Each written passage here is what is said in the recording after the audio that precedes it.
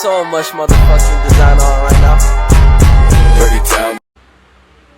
Assalamualaikum warahmatullahi wabarakatuh. Ketemu lagi sama aku Nanda Ratu Yasmin.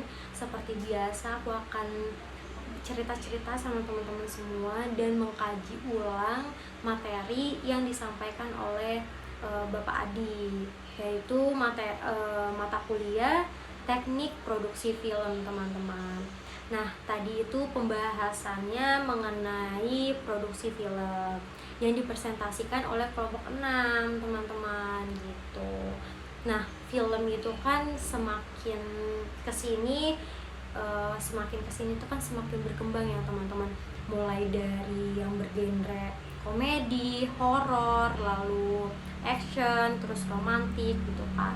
Nah, terus film juga itu kan berfungsi bukan hanya sekedar memberikan hiburan saja kepada masyarakat, akan tetapi film juga itu media informasi dan sarana pendidikan gitu.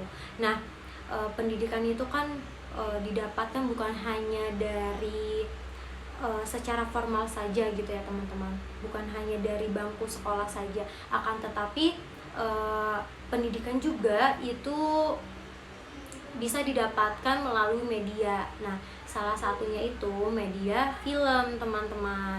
Nah, film itu kan bukan hanya sekedar memberikan hiburan saja kepada masyarakat gitu kan, akan tetapi tadi untuk memberikan sarana pendidikan juga, penyampaian informasi gitu.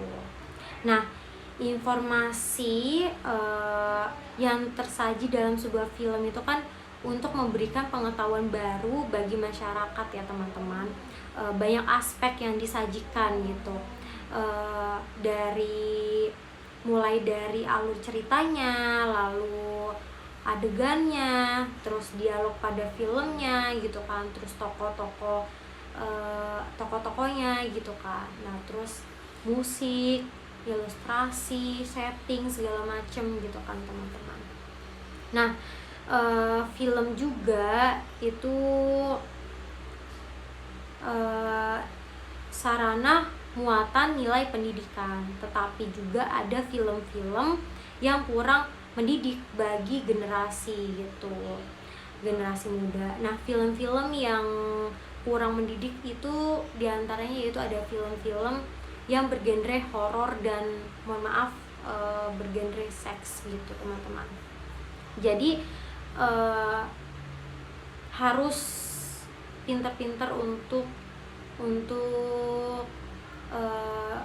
penggunaan dalam media sosial gitu, atau media film gitu, teman-teman. Film itu kan pasti harus membuat skenario ya, teman-teman.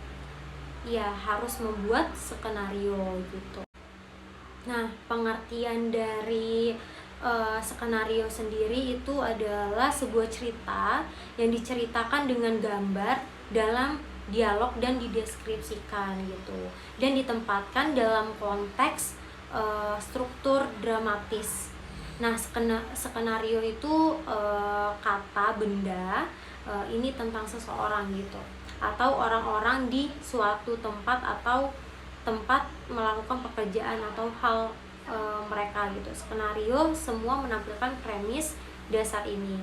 Nah, orang itu adalah karakter yang melakukan tindakannya gitu, teman-teman. Nah, berdasarkan pengertian itu dapat disimpulkan ya, teman-teman, bahwa skenario itu adalah sebuah bentuk cerita yang mengurai urutan-urutan adegan, tempat, keadaan, dialog yang disusun dalam konteks suatu struktur dramatik gitu.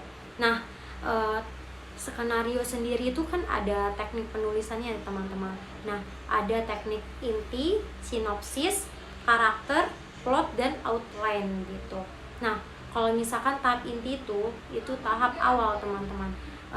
Dalam tahap awal ini penulisan skenario menentukan inti ceritanya yang akan dikembangkan menjadi sebuah skenario gitu. Nah, dalam inti cerita ini kita sudah mempunyai gambaran singkat tentang plot, karakter utama, maupun setting dari ceritanya sendiri gitu teman-teman.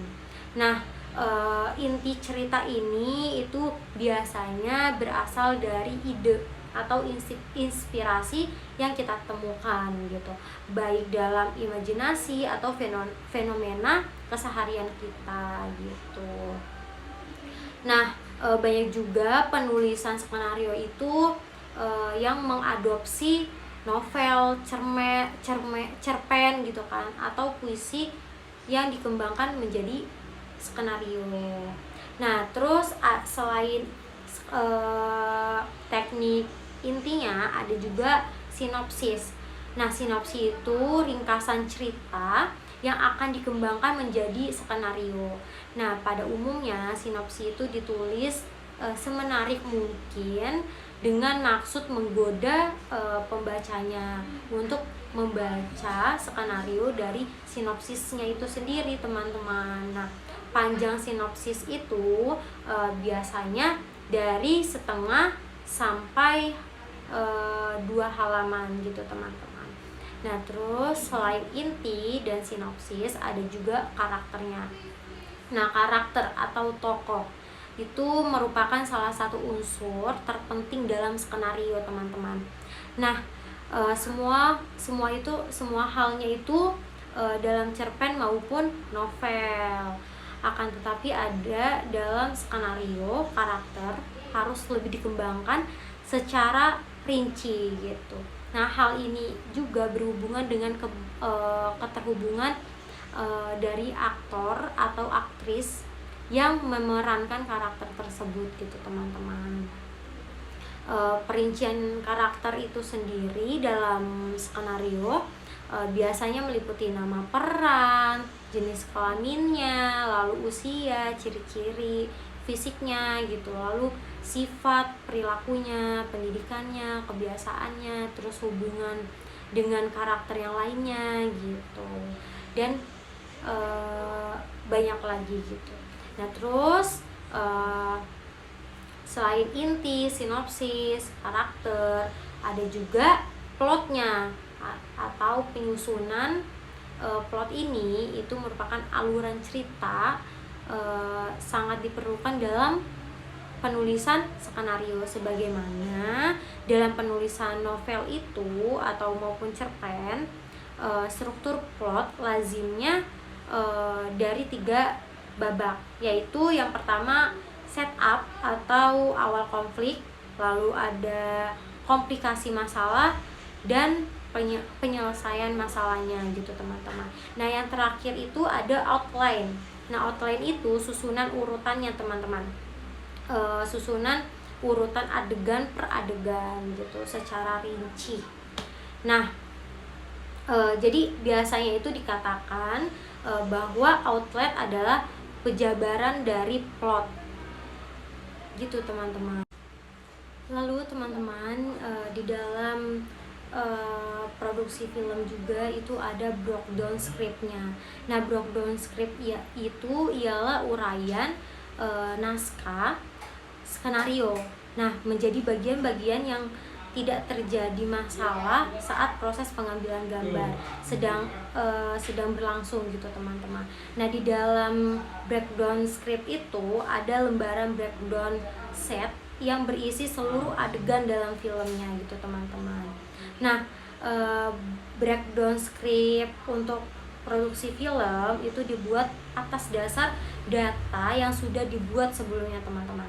Dalam script breakdown sheet ini itu segala keperluan syuting gitu untuk satu screen itu diuraikan dalam satu lembaran screen breakdown sheet gitu, teman-teman.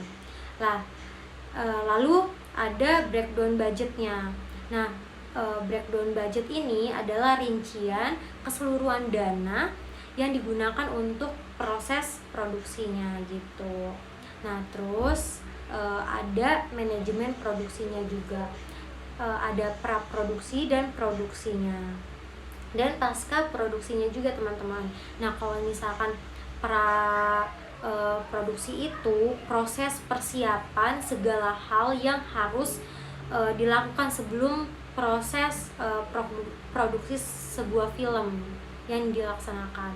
Nah, sedangkan kalau misalkan produksi itu ialah proses eksekusi semua hal yang sebelumnya telah dipersiapkan pada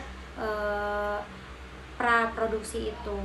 Nah, kalau misalkan pasca produksi itu ialah tahapan proses finishing sebuah film sampai menjadi sebuah film yang utuh, maupun penyampaian sebuah cerita atau pesannya itu kepada penontonnya itu secara utuh gitu teman-teman. Nah, terus ada yang terakhir itu ada departemen produksi dan penyutradaraan. Nah, departemen produksi ini adalah sebuah tim yang bertanggung jawab atau pengelolaan operasional dan logistik gitu secara keseluruhan dalam produksi film gitu teman-teman. Nah, terus ada departemen penyutradaraan. Nah, ini tuh salah satu departemen dalam produksi film yang memiliki tanggung jawab besar dalam menciptakan kualitas dan keberhasilan sebuah film teman-teman gitu. Nah, segitu saja ceritanya. Mohon maaf atas penyampaiannya yang kurang jelas, mohon dimaklumi karena masih belajar juga. Ketemu lagi di next video.